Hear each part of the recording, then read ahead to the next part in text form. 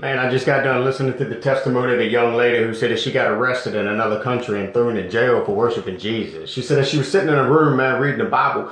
She heard somebody come beating and knocking on the door. Open it up, man. So she grabbed the Bible and all of the literature that she was studying on, man, and tried to hide it, but she wasn't able to, man, because they came and they bust inside the house. They grabbed this woman and they took her to jail and threw her on the ground. And they asked her, they said, "Who's your pastor? Where's your church at? Who else meets Jesus? Who told you about Jesus?" She said, "I didn't say a word. I just sat there and I let them talk. I didn't say a thing to them because I knew that they were going to arrest more people and I didn't want them people to face what I was facing." She said, "So I took this time as an opportunity to glorify Jesus and reject Satan. So I just sat there. I didn't say a word."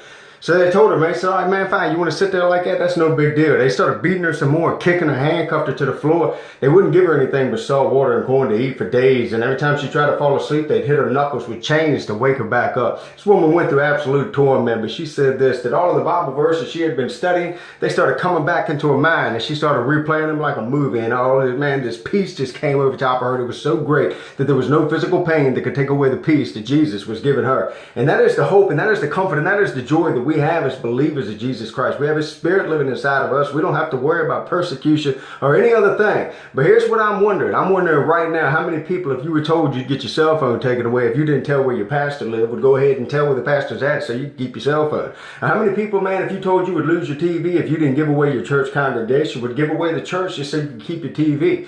This woman, the reason that she had such peace in that persecution is because she was already devoted to Christ, man. She was already fully sold out to Him, and she wasn't about to let anything stand in her way.